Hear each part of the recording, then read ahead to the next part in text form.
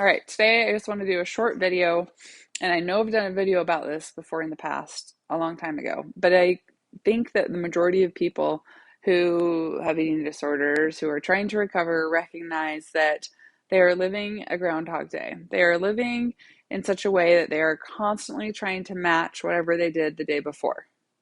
And then the following day, they have to do that exact same thing because what they did before, they made it through the day. They somehow were able to survive it. And typically that's because their body didn't change. They didn't feel like they noticed any significant changes in their body based off of what they did, days prior. So someone will come up with some new routine or regimen, and they'll do it for long enough to know that, okay, this is safe. This is, a safe way to behave and to live based off of my movement and what I eat. I know that this, particular thing keeps me from gaining weight. This keeps me either losing or keeps me where I'm at. If you can relate to this video is for you. A lot of times, one of the biggest reasons people reach out to me wanting to recover and looking for help to recover and support is because they are so sick of living a Groundhog Day. They're so sick of living every single day exactly the same. I mean, it's okay to like structure, right? It's okay to be a person who likes schedules, but when you cannot deviate from it and you have such a tremendous fear that goes along with feeling like you have to follow these routines because if you don't, that you might gain weight. That's a hard way to live. That's not a way to live, right? That's just existing. And it gets extremely exhausting, frustrating, depressing, it's isolating. There's so many reasons why it's important, all of those being some, but the number one thing is in order to rewire, you have to break all of these rules that you have been following and all these routines that you follow that make you feel like every single day has to be the same. You got to break them to rewire. So in recovery, what that's going to look like is first you recognizing what are the things that I do every single day that I feel like I definitely, these are big trigger points for me. These are big focal points that I need to look at and be like, okay, I know that if I skip a meal today, tomorrow I'm going to have a really hard time eating that, whatever that skip meal was today. It's going to be really hard to eat it tomorrow. So let's say even if it's unintentional, let's say you missed lunch and next day, wake up, you have your breakfast, all is good. And then it's lunchtime and it's like, hold on, no crap. But yesterday I didn't eat. Shoot, yesterday I didn't eat lunch. Now all of a sudden the lunches that you were eating before that seem impossible. It seems like, how am I going to wrap my head around why was I even eating lunch before? That was a bad idea. It's a great idea to not eat lunch. Yesterday felt great. I got a high from skipping a meal.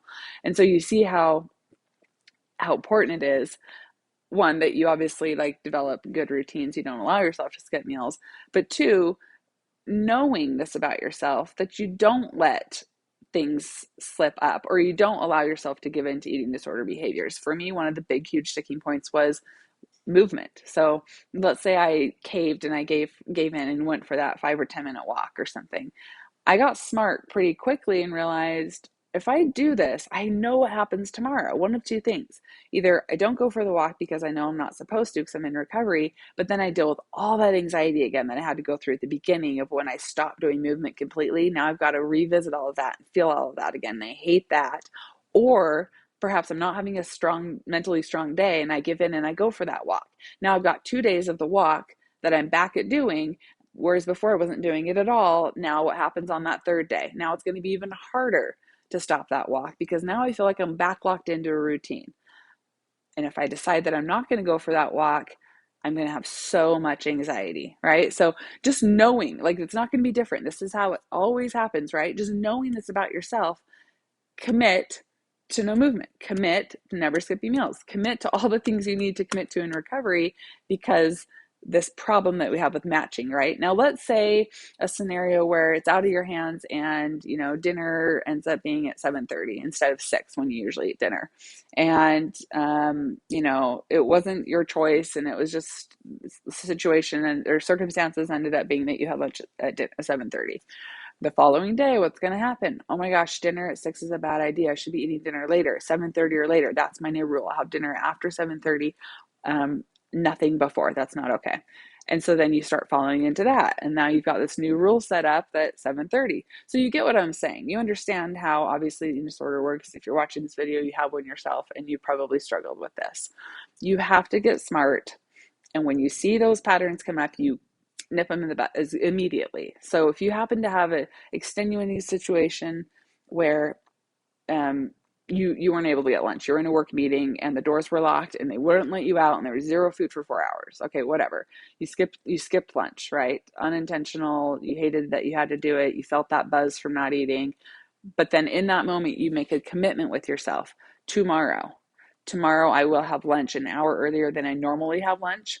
And then I'll have another lunch if I'm hungry at let's say I'm going to have lunch at 11 and then I'm going to make myself have another lunch at 1 just to prove to myself that I don't fall back into old routines if I skip a meal. So you have to be like extremely bold and aggressive that following day to kind of disrupt or to not allow yourself to fall back into any new and bad routines. So anyways, hopefully this video was clear and you understood what I was trying to get at. Just be smart, be proactive. Before you make a decision whether or not you're going to give in to an eating disorder behavior, understand how your brain works when you're still in recovery and just make it easier for yourself and do the hard thing. Make the hard choice. Pick the thing that's going to kind of aggravate your eating disorder, because if you do it today, it's going to be easier tomorrow. And if you give in and you choose the easier path today, it's going to make it harder tomorrow. Okay? Hope you guys have a great day. Bye.